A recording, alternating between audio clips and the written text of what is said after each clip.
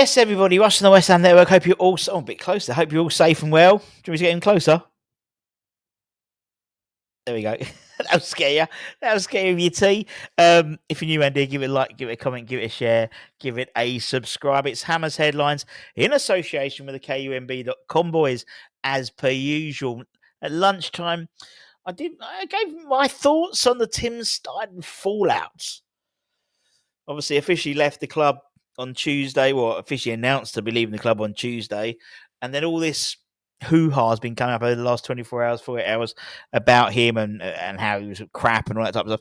And I gave you my thoughts and my personal experiences dealing with Tim as well, which seemed to contradict what we're saying in there, but hey, only one person's account. Anyway, Hammer's Headlines, lots to talk about possibly as well.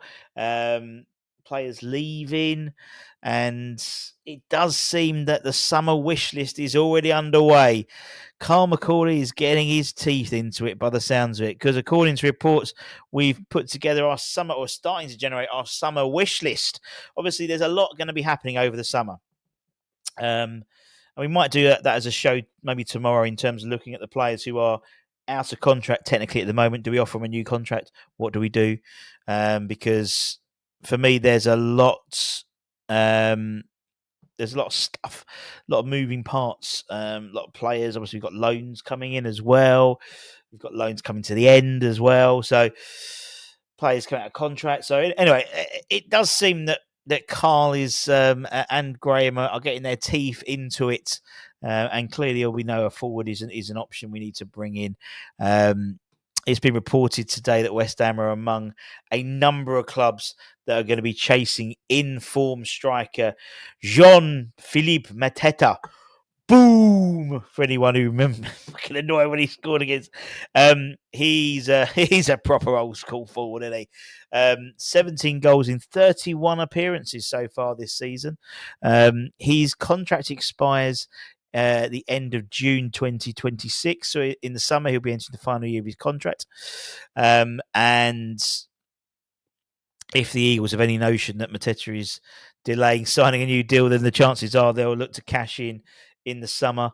And so there'll be another clubs looking at him. Again, he's sort of a big lad up front, and I think he's a really good player, and I think he's a good player who would fit in well at West Ham in terms of what we're going to be looking to do, particularly surrounding, how we utilise someone like Evan Ferguson. That to me shows you. I mean, the fact is we've got a big striker. We got a big injured German, but now we've got a big Irish striker. And for me, that's the way Potter sets his team up. But it's not just him as well. We're led to believe that Chelsea are trying to get a march on us for Dario Esugo from Sporting Lisbon, currently on loan at Las Palmas. It's a player we spoke about in January. He's currently on loan, and Chelsea are apparently looking to accelerate a move for him to gain an advantage over rivals like West Ham United. We are a rival, according to my favourite Spanish news outlet, Fagigas. He's a young, dynamic player. Apparently, Chelsea tried to get a last minute move for him on the transfer deadline day. But his parent company, his parent club, Sporting, had no interest in letting him leave and disrupting a very solid season he's having for Las Palmas. And he's established himself as a key player for the side over in La Liga with a €45 million release clause. Anyway. Obviously, there's still, we were linked with pre-contract agreements for the likes of Angel Gomez and stuff like that as well. So clearly that role is something which we're going to be looking to bring in the summer, which is pretty obvious. In terms of player departures, we mentioned it, but it was confirmed yesterday that Academy boy, Junior Robinson, he has signed officially with Sutton United for the rest of the season on loan. He is brilliant.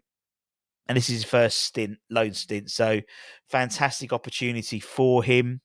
He actually scored. They actually played Saturn United in the National League Cup in December, and he scored the second goal. So he's actually scored there already. So fantastic move for him, and hopefully he'll get some minutes under his belt. He'll be wearing the number 44 shirt on his loan spell. So we'll be bringing him updates of how he's performing, as well as all the others. Over the sort of the course of the transfer window. The likes of Michael Briggs, he came back from Bristol. He's gone back out on loan to Colchester. Regan's gone to Dagenham Redbridge. Heggy's gone back to Hungary on loan to Debrecen. And there's another one off the top of my head, a new one, but it's disappeared. He'll come back. But speaking about the academy, on Friday, I'm going to keep banging on about it because I want a decent crowd there. 7 p.m, Rush Green, Arsenal under 21s versus West Ham under 21s. Be a good game. Obviously, West Ham first team can't ruin our week at all because we haven't got a Monday game to loom over us. It's all or nothing. We're not playing again until next Saturday, so there's no excuse. £5 if you're not season ticket holder, £5 for adult, £1 per kid. Under 18s, I think it is, and it's free if you bring your season ticket with you. Get straight in. And I imagine, based on the fact we're not playing, the first team aren't playing, some of the Pathway boys will be making some minutes. Just my assumption. One player who won't be making any minutes for West Ham is Sean Tarama. He has left the club. It was announced on the website today.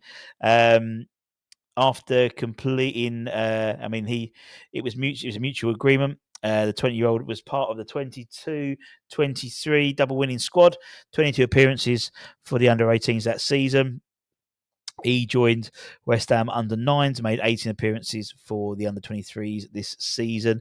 However, it was by mutual consent. To be honest, Sean always comes on and does a great job, but he's always on as a sub. Do you know what I mean? He's about third or fourth choice, but he always has always plays solid. And also we mentioned, but Flavor for Womley, he's also left the club as well. He signed a short-term. He had injury, and he signed a short-term deal with the club while recovering, and that contract expired on the 31st of January. He joined West Ham under 15s, made 24 appearances for the under 18s during the double winning season, the 22-23 season. He apparently is getting interest from Greek Super League winners in the past, PAOK. So good luck to Favour. Both two nice guys. Both two nice guys, and I wish them all the best in their careers, and hopefully they're going to have great careers in the game.